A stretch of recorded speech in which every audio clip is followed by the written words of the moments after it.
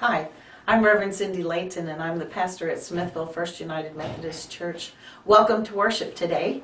As part of this video, you will hear the choir's special song for the morning, and you will hear me as I give the sermon. I hope that it blesses your heart. God bless. For this is our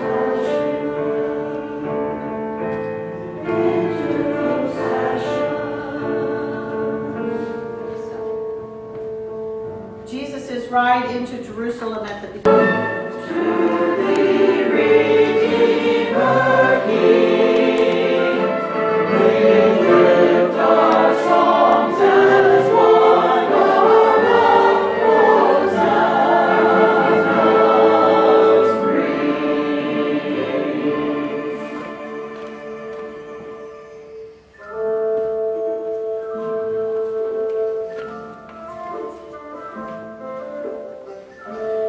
Walk the way of palms with me. Follow the one who comes to set his people free. Behold your King, behold your King. The city gates are open wide. The city gates are open wide. Great songs of praise are lifted to the Lord on high. Behold your King, behold your King. Hosanna to the King of glory.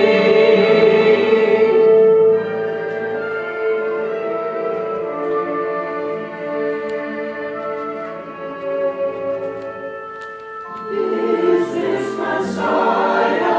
Where is his crown? Is this the one the questions may sound? Is this the Savior? Where is his throne? Is this the King that once foretold? Come see this miracle unfold.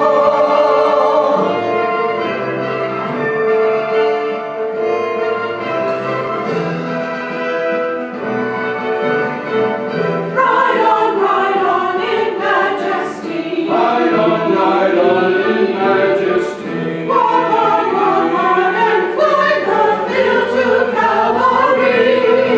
Behold your King, behold your King. Lift up your heads, Jerusalem. See how the Lion goes to ride the Lamb. Behold your Lamb, behold the Lamb. Behold the Lamb of God. Behold your King, behold the Lamb, the Lamb of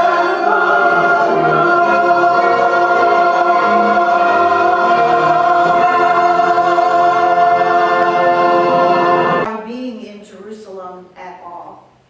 If you have read the gospel stories before the account of Jesus entering Jerusalem, you know that only a few days before he gathered his disciples together and he said, "It's time. It's time for me to go back to Jerusalem." They had not been spending time in Jerusalem because Jerusalem was a dangerous place for them, for Jesus. And when Jesus said, "It's time for me to go back to Jerusalem," Peter spoke up and said, "Lord, no, you can't, we won't let you go back to Jerusalem." And of course, Jesus, get thee behind me, Satan. Because Jesus knew his purpose. Jesus knew that if he did not go back to Jerusalem, the reason he had come to this earth would not happen. And then Thomas, the one we have have dubbed over the centuries the doubter, is the one that spoke up in that very moment and he said, Lord, if you're going to Jerusalem, we're going to Jerusalem. And if you die in Jerusalem, we will die with you in Jerusalem. They did go. They did go. And the risk for Jesus of riding into Jerusalem in a victory parade was very, very real.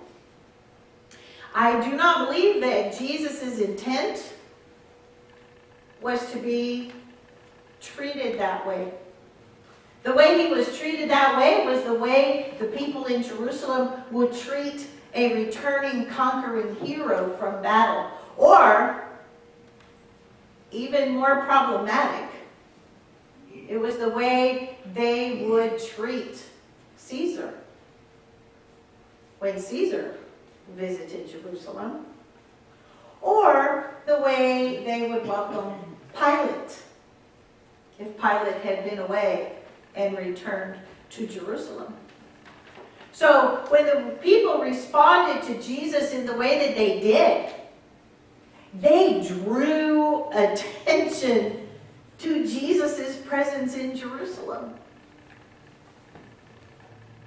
On any other day, Jesus probably could have walked into Jerusalem with a big crowd of people going through the gates, and nobody would have paid any attention. But that day,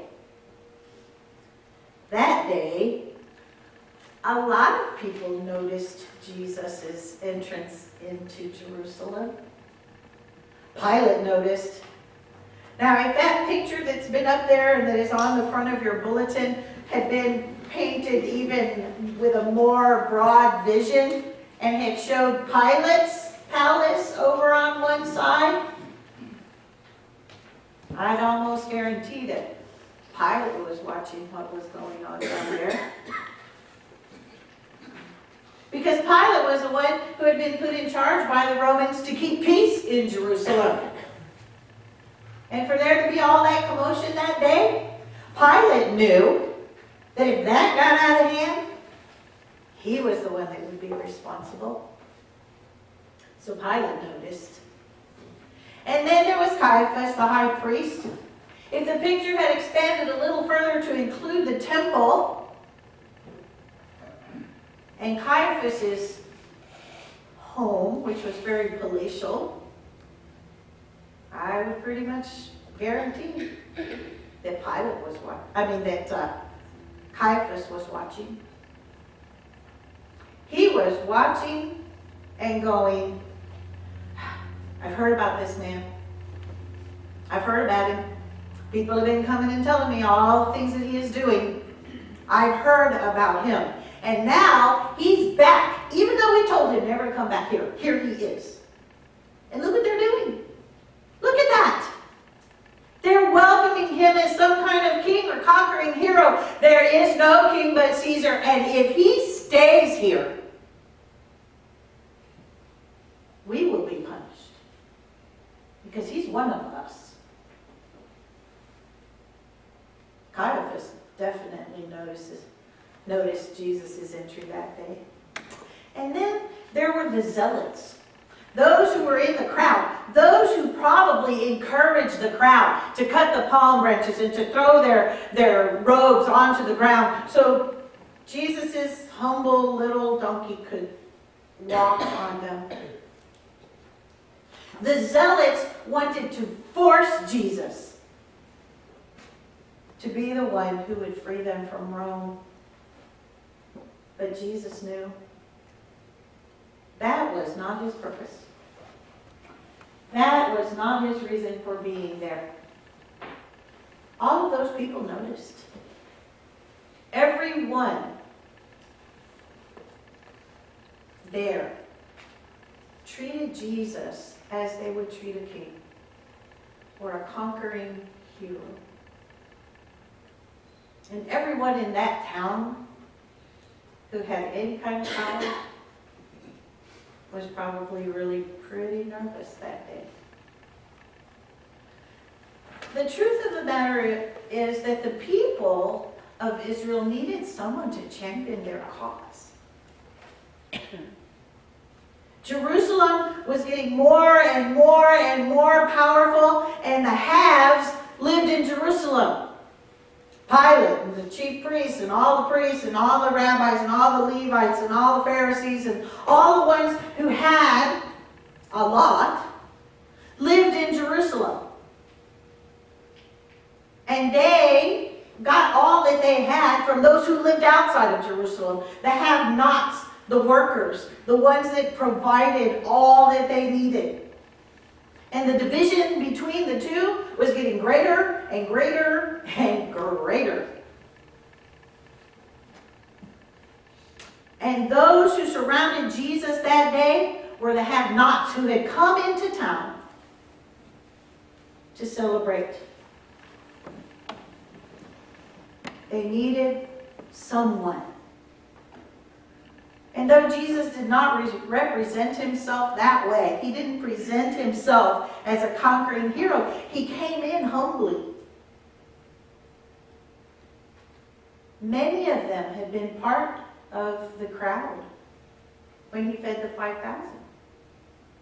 Many of them had seen him heal people, the blind and the deaf, the mute. Many of them had seen him with just his words cast demons out of folks. Many of them had followed Jesus and had seen what he could do. And they were there that day. All of them who had encountered Jesus had been treated with dignity and with respect. And they knew their encounters with the Romans had not been anywhere close to dignified or respectful. And so they wanted Jesus to be the man of the hour for them that day. That was not his purpose. Jesus' triumphal entry that day was the start of the events that would lead him to the cross only a few days later. It began that whole sequence of events because those who were afraid noticed him that day. Jesus was willing to risk his very life, not just, on the cross later, but just by coming to Jerusalem that day. He risked his very life, his very self that day. He had to be in Jerusalem to fulfill his purpose. And he knew that. No matter what might happen, he knew he had to be there. So the question for us this coming week is, what are we willing to risk for the cause of Christ? What are we willing to risk? And some people will say, well, Jesus was God. Was it really risky for him? Oh, yeah. Because he was also like you, and like you, and like me. He was also human. So everything that happened to him during that week, he knew, he understood, he felt, he lived it. Not on some divine plane where there was no pain and no agony. Oh no, if you hear people preach that, go someplace else. Or turn it off. Because his humanity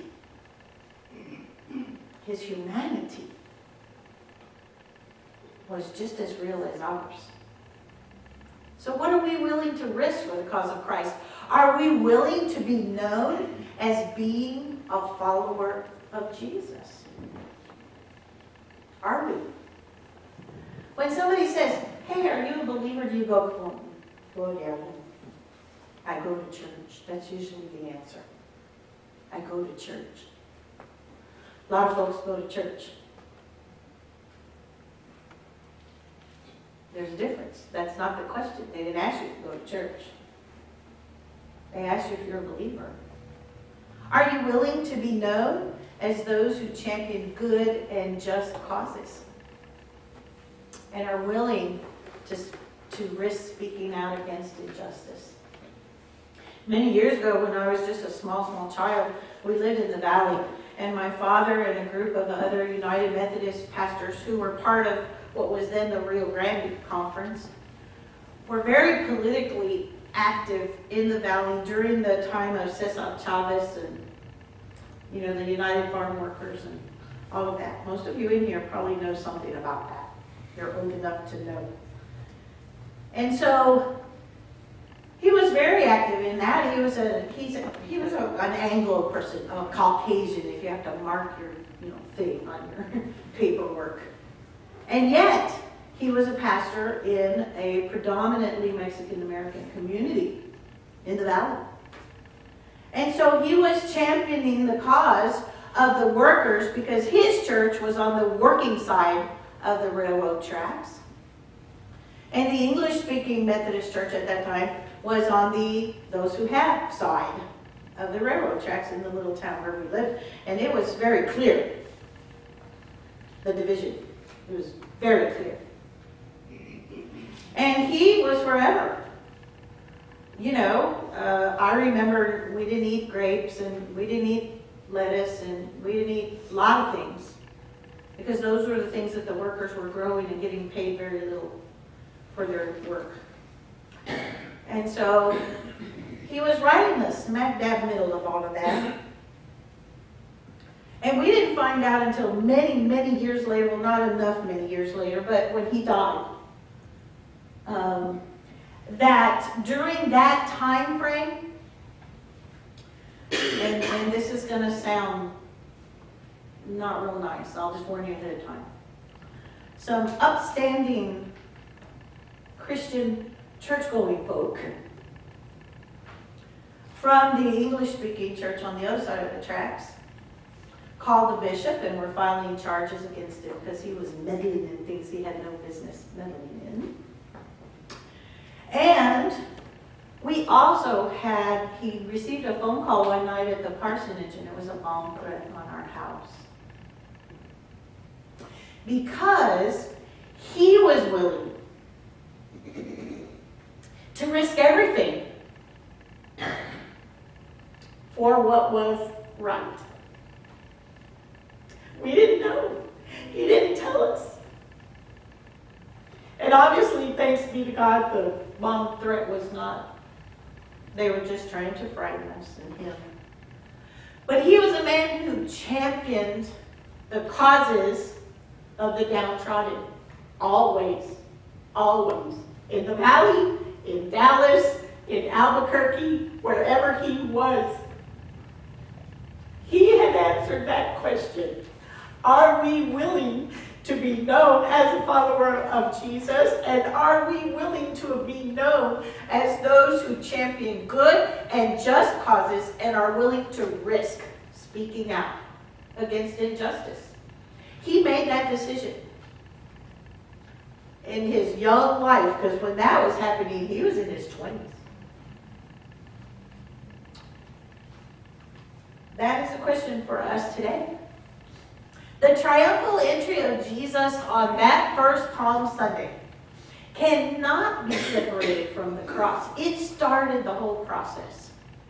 And the cross cannot be separated from the call of justice. As believers in Jesus, when we see unjust things happening, we can't separate ourselves. We need to take some kind of stand. And anytime we answer the call of justice, that call to stand for what is right and against what is wrong, we put ourselves at risk. There's no question. Jesus' life was at risk. The disciples' lives were at risk. And if we truly answer this call, there is that possibility that we will put ourselves at risk. Personal risk, professional risk. Some people lose jobs when they take a stand. And sometimes even permanent risk. That's what Jesus and the disciples ended up giving, was their very lives for the gospel. And today there are hundreds of thousands of people around the world who are doing that. It's more than personal or professional. It's permanent risk. Jesus was willing. How willing are you? How willing am I? How willing are we? How willing are we?